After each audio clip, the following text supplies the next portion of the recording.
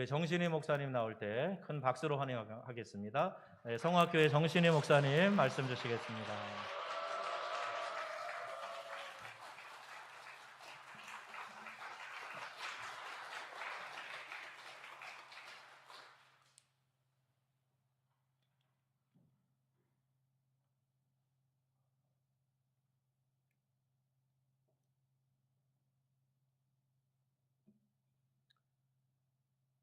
하나님 부족합니다. 주님만 의지하고 이 자리에 섭니다. 부족한 여종의 입술은 주님의 십자가 뒤에 감추어 주시고 성령님만이 친히 임재하시어서 우리의 예배를 받아주시고 친히 말씀하여 주시옵소서. 예수님 이름으로 기도합니다. 아멘. 물 한 잔 마시겠습니다. 여러분 식사하고 오셨나요? 네, 저만 굶었군요. 알겠습니다. 그래서 저는 가끔 저 혼자 물을 마시도록 하겠습니다. 뭐 억울하시면 여러분도 같이 드셔도 괜찮습니다. 마스크 벗어도 고맙습니다. 우리 옆에 앉아 계신 분들에게 침방울은 조심하시고 우리 인사하면 좋겠습니다. 성도님, 올해가 가기 전에 제가 꼭 밥 한번 사겠습니다 라고 여러분 이렇게 두 분도 마주 보시고 인사하면 좋겠습니다.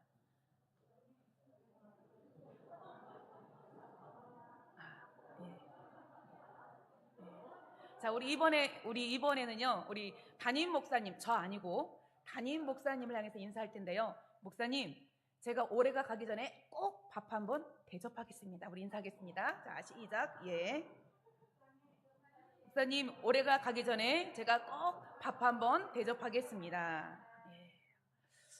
사뭇 아까와는 다른 분위기는 일단 여러분 밥 얘기를 좋아하시는군요. 예. 그래서 제가 이제는 영의 양식인 밥의 얘기를 좀 하려고 합니다.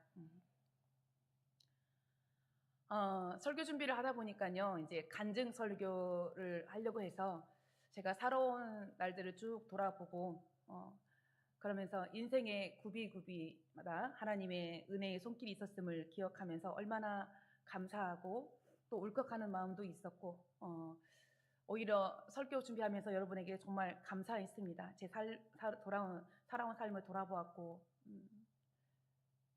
모든 것이 정말 하나님의 은혜였구나 생각이 들어서 사실 저는 여러분에게 오기 전부터 훨씬 제 안에 은혜가 넘쳤고 너무 감사했습니다. 그런데 지극히 저 개인적인 이야기여서 여러분이 어떨지 모르겠지만 열린 마음을 가지고 여러분이 함께 동참하고 여러분이 여러와 같이 호응해 주시면 간증 설교가 일찍 끝날 수도 있지만 여러분이 무표정과 무의식간에 여러분이 주님을 만나시면 저는 오늘 밤을 샐 수도 있습니다. 아셨죠? 예.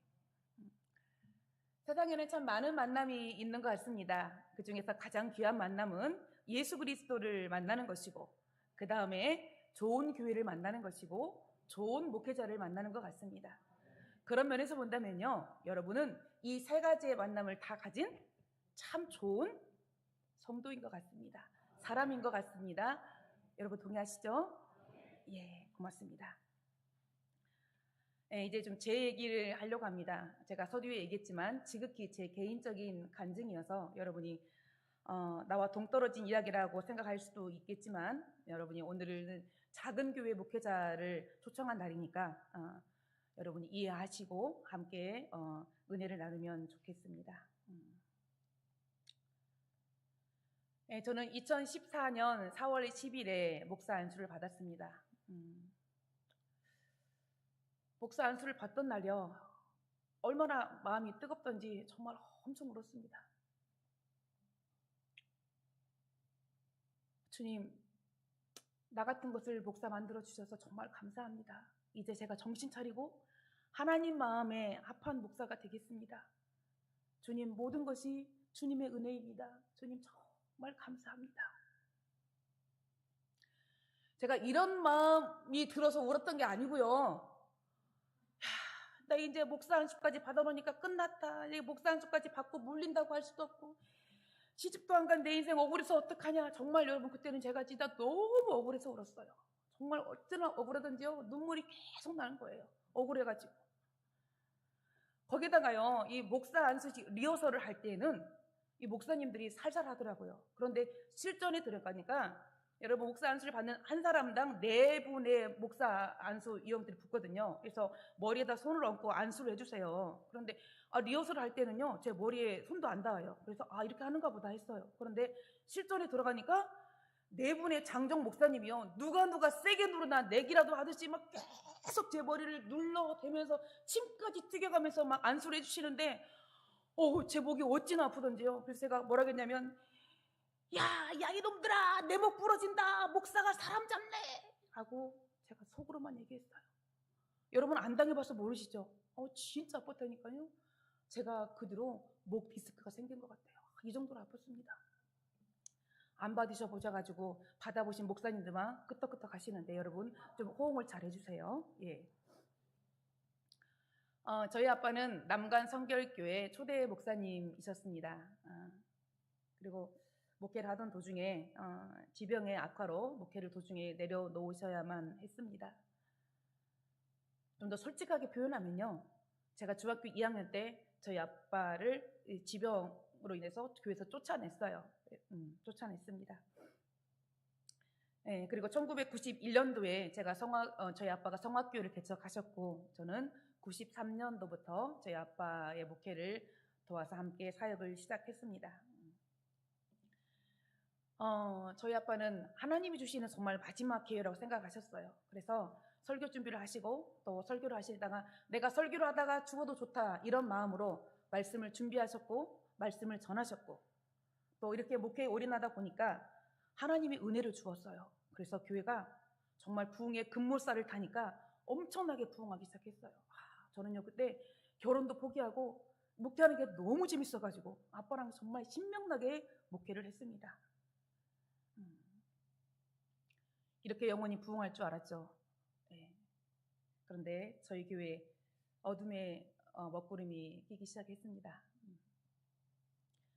그렇게도 든든하고 건강했던 교회가 2005년도에 신천지로 인해서 완전히 초토화되고 건물마저 경매로 넘어가고, 정말 하늘이 노랗다라는 것으로는 표현이 안 되더라고요.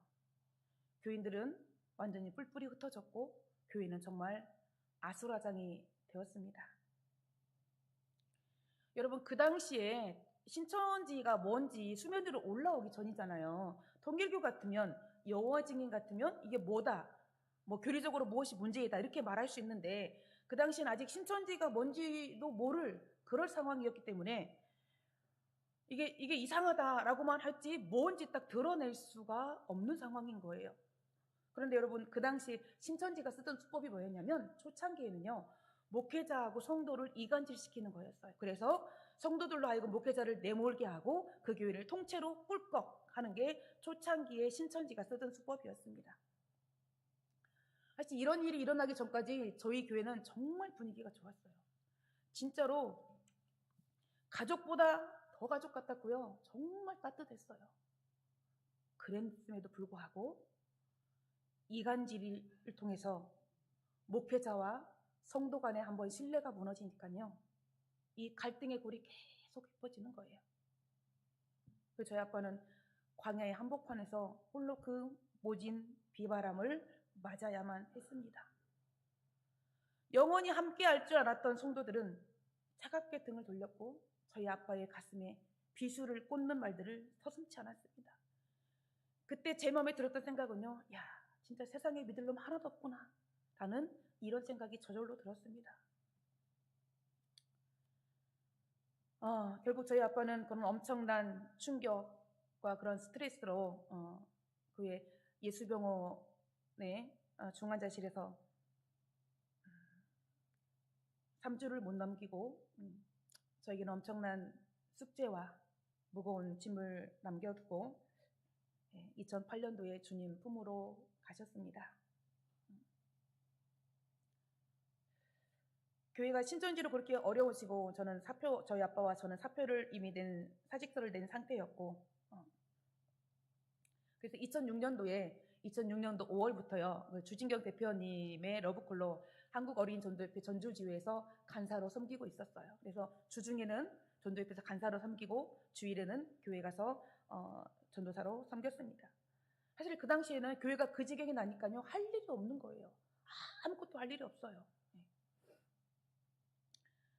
그리고 저희 아빠가 돌아가시고 나서 제 마음에는 이런 생각이 들었습니다. 야, 이제 아빠도 돌아가셨고 나도 현재 교회 사표를 낸 상태니까 나머지 교회의 후임을 비롯한 나머지 모든 교회 경매로 넘어간 이런 모든 문제들은 지방회에서 알아서 해결해 주시겠지라고 생각을 하고 이제 저는 교회를 떠날 준비를 하고 있었습니다. 그런데 지방의 임원들의 생각은 저와 약간 달랐어요. 김필수 목사님을 비롯해서 저희가 하신 이야기가, 야, 그래도 이 모든 상황을 아는 네가 조금 더 교회에 남아서 교회가 약간이라도 안정을 찾을 때까지 조금만 더 있어주면 좋겠다라고 간곡히 부탁을 하셔서 저는 그러면 잠깐만, 정말 잠시만 머물겠노라고 이야기를 했습니다. 생각만큼 교회에 남아있는 부분들이 쉽게 해결되지 않았어요. 그러자 또다시 저에게 이렇게 얘기합니다. 야, 그러지 말고 아빠가 어떻게 세운 교회인데 그래도 네가 이제 아버지의 뒤를 이어서 다시 성화교회를 일으키면 좋겠다. 그러니까 너 빨리 목사 안수 받아서 제대로 목회 한번 해봐라 하고 김필수 목사님부터 저를 협박 아닌 협박을 하시는 거예요. 그래서 일단 알았다고 제가 기도를 해보겠다고 하고 핑계를 대고 자일필 시간을 미루다가 어떻게 해결이 되겠지 하고 저는 생각을 하고 있었어요. 그런데 여러분, 솔직히 한번 생각해 보세요.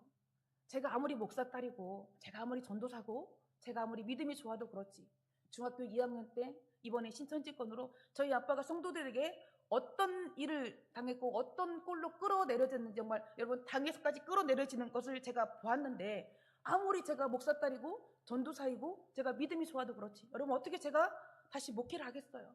저는 정말요 치가 떨렸거든요. 정말 치가 떨렸어요. 정말 주님을 떠날 수는 없지만 정말 내가 정말 할 수만 있다면 그 교회는 정말 근처도 가고 싶지 않았거든요. 그런데 하나님의 생각은 저와 달랐고요. 지방 내 임원들의 생각은 정말 저와 달랐습니다. 아무리 기다려도 그렇게 그 난리가 난 교회에 아무도 이력서를 안 내는 거예요. 누군가 와야 제가 빨리 도망을 가는데 아무도 오지 않아요. 그러니까 지방의 목사님들이 또 얘기합니다. 거 봐라. 아무도 오지 않느냐. 너 니네 교회 문 닫을 거냐. 전 그랬어요. 닫으시라고.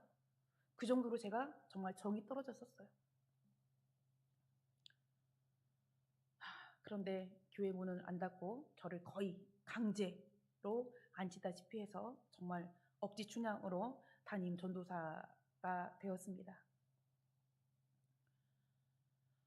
제가 초등학교 6학년 때 학교를 갔다가 집에를 왔더니요. 저희 아빠 그때도 지병이 악화돼서 앰뷸런스에 실려가는 저희 아빠를 보고 그때는 정말 저희 아빠가 돌아가실 것 같았어요. 그래서 제가 교회 가서 하나님께 소원 기도를 했습니다. 하나님, 저희 아빠를 한 번만 살려주시면 제가 아빠가 목회를 마치는 그날까지 제가 아빠 옆에서 목회를 돕겠습니다 라고 소원했던 게 생각이 났어요. 그리고 어쨌든 어떤 모습이든 간에 제가 저희 아빠 옆에서 저희 아빠가 목회를 마치는 그날까지 돌아가시는 그날까지 목회를 도왔잖아요. 근데 제 마음속에 그런 생각이 드는 거예요.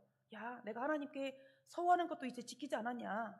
그러니까 나도 이제 목사 딸 타이틀 떼내고 전도사 떼내고 조금 자유롭게 살아도 안 될까?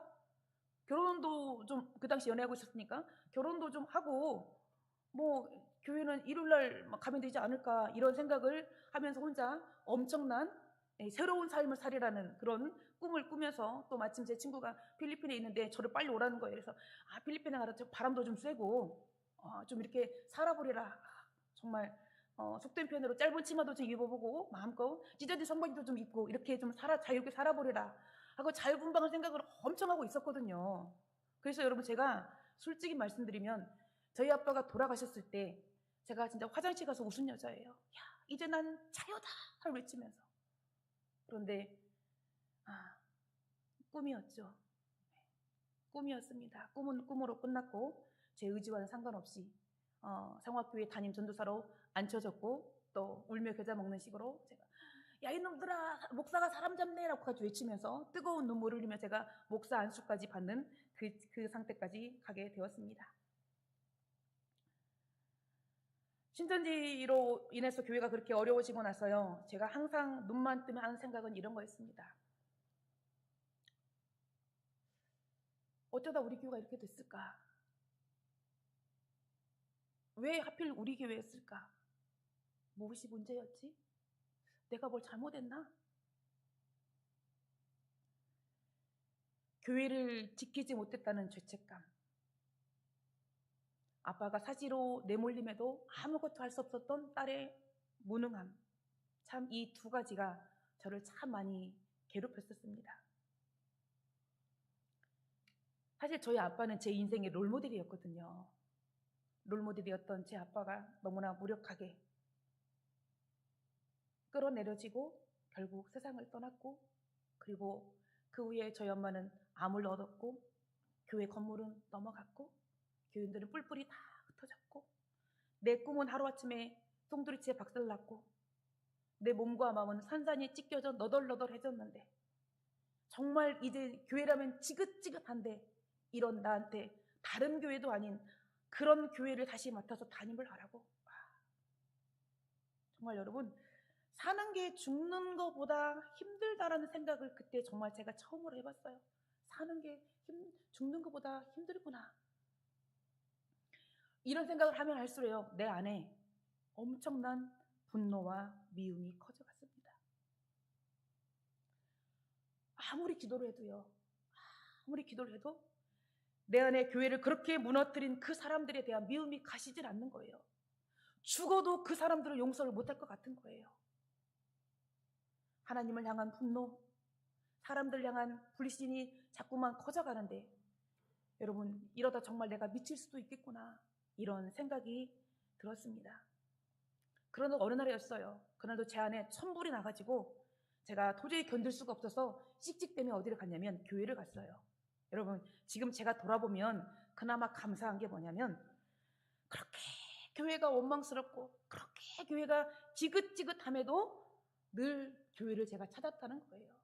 지금 생각하면 하나님의 은혜죠. 하나님의 은혜입니다. 사실 그 당시에요, 사람들이 수군수군 되니까 제 스스로 주눅이 들고 낮아진 자존감 때문에 어디를 가지도 못했고 누구를 만나지도 못했어요. 그러니까 눈을 뜨면 어딘가는 가야 되는데 갈 곳이 마땅히 없으니까 교회를 찾아갔던 거예요.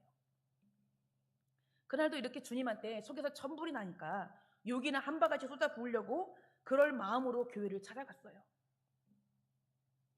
제가 가서 욕을 하건 불평을 하건 주님한테 시비를 걸건 주님은 다 침묵으로 일관하시는 거예요. 어쩌면 그 초지일관 침묵으로 일관하시는지 참 주님 대단하십니다 라고까지 제가 할 정도였습니다.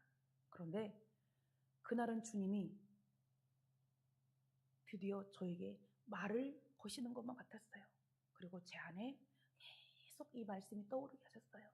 그게 아까 우리가 읽었던 본문 갈라디아서 2장 20절의 말씀입니다. 우리 함께 한번 읽어볼까요? 말씀 좀 띄워주시겠어요? 목사님, 제가 부탁했는데. 네, 함께 읽어보겠습니다. 시작. 내가 그리스도와 함께 십자가에 못 박혔나니 그런즉 이제는 내가 사는 것이 아니요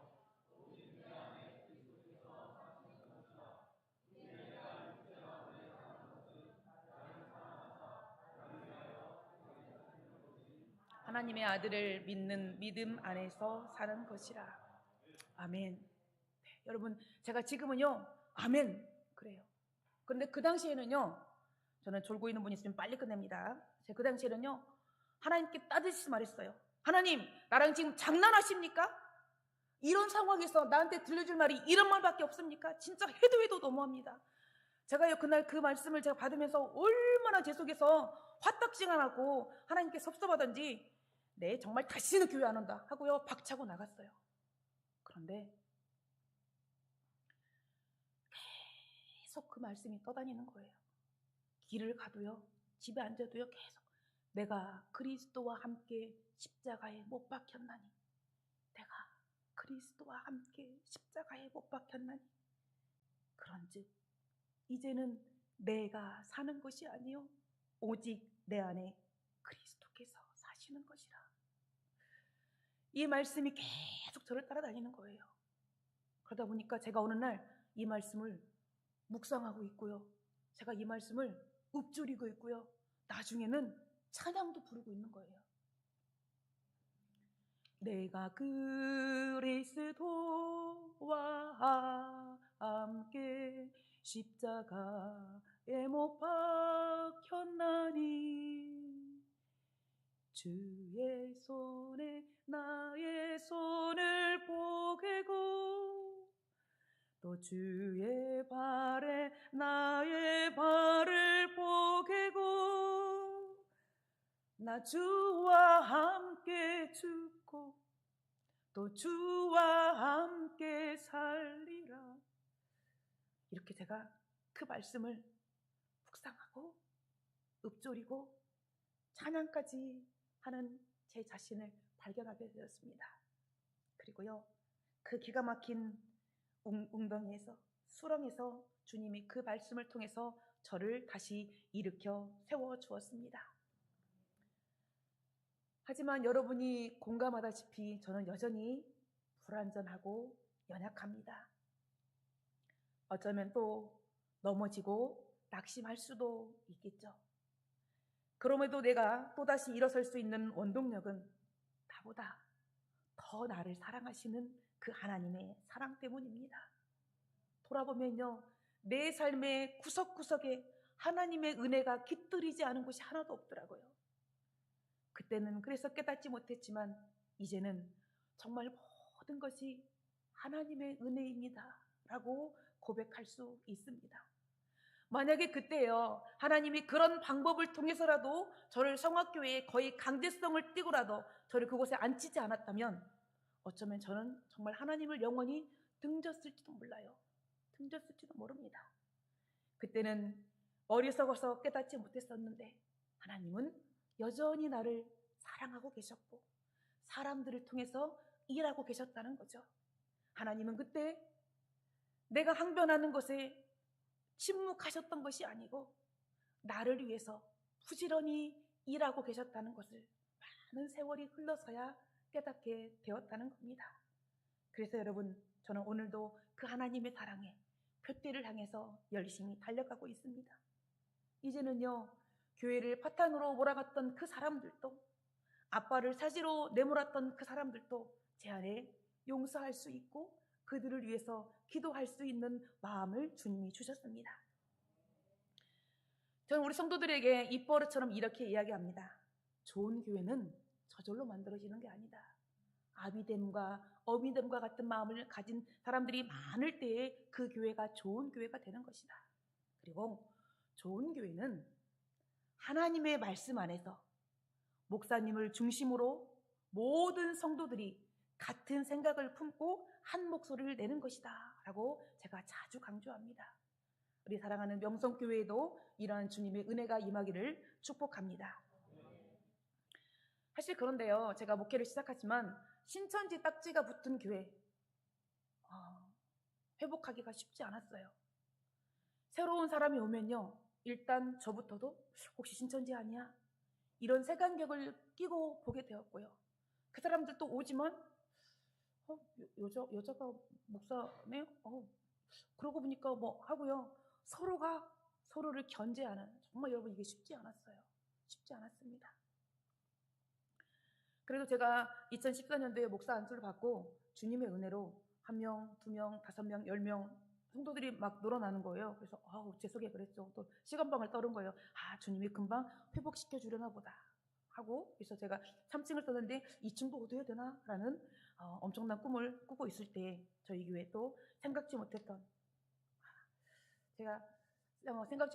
안타까운 일이 벌어졌던 게 뭐냐면요, 저희 교회는 첫째 주는 전 세대가 함께 예배를 드렸어요. 왜냐하면 이게 따로따로 예배를 드리니까 잘 모르고, 엄마가 예배를 드리시거나 아이들은 어디 갈 데가 저희는 딱 한 곳밖에 없어, 장소가. 함께 첫째 주는 함께 예배를 드리게 됐어요. 그러니까 여러분, 설교하는 저도 힘들지만 버티는 아이들도 얼마나 힘이 들겠어요. 그러니까 아이들이 막 떠들고 난리가 났을 거 아니에요. 저희는 익숙하지만 새로운 성도는 그게 익숙지 않았던 거죠. 그래서 앞에 앉아있는 아이를 볼펜으로 쿡 찔리면서, 야!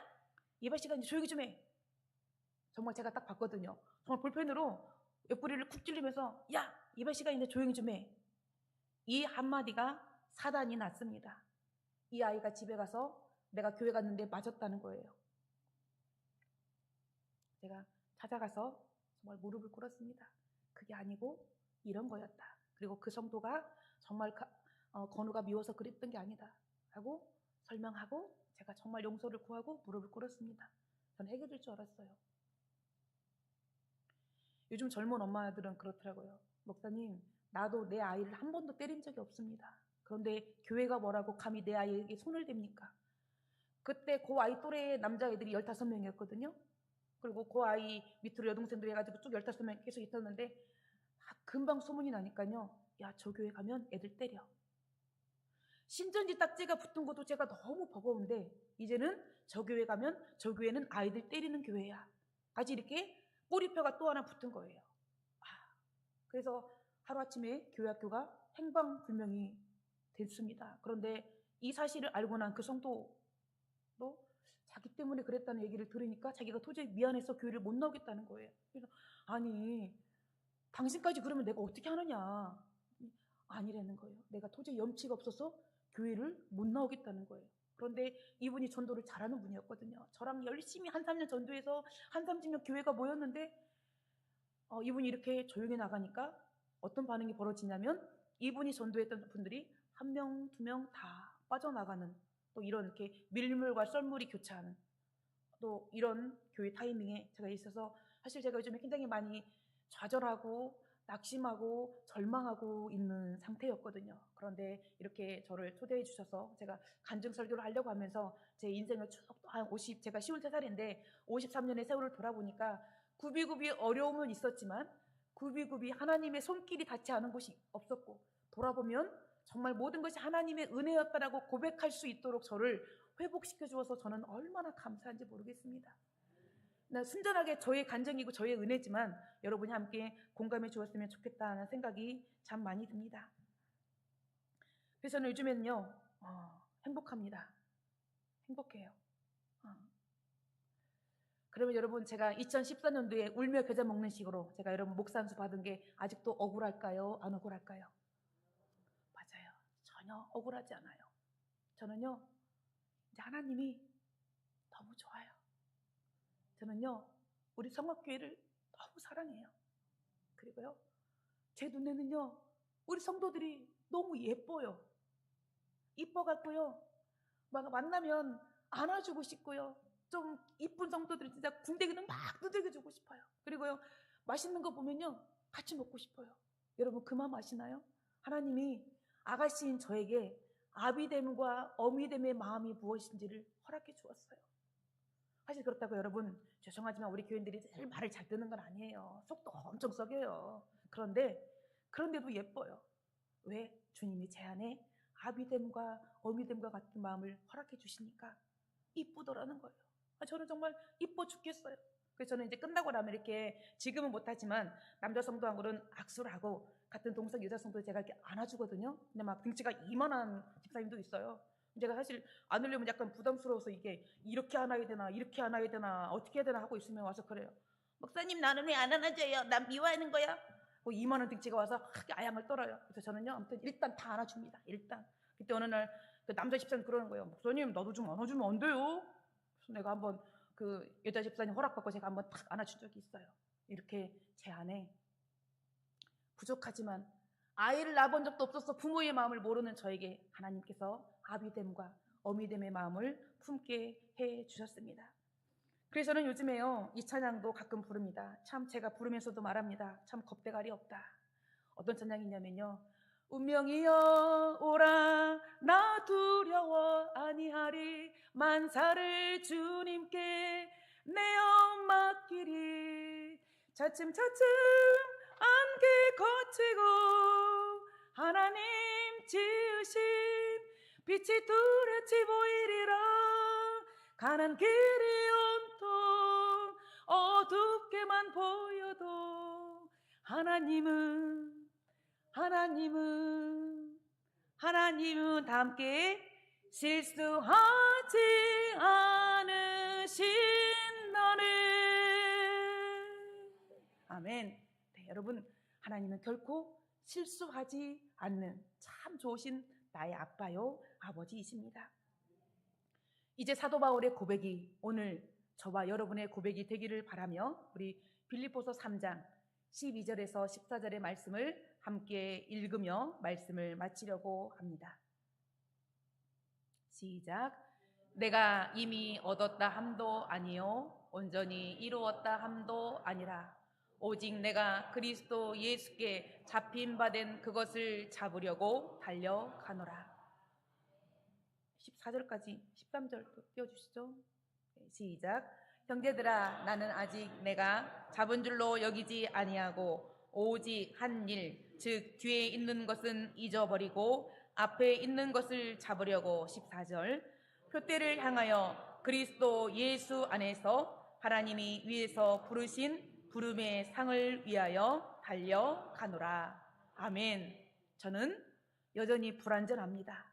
그리고 또 넘어질 수도 있습니다. 하지만 하나님의 은혜로 다시 일어나서 표대를 향하여 달려가는 저의 인생은 그래서 ING입니다.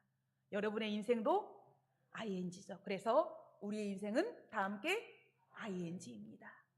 우리의 인생은 ING. 기도합니다. 하나님, 그때는 하나님의 뜻을 다 알지 못하기에 때로는 우리가 좌절하고 절망합니다.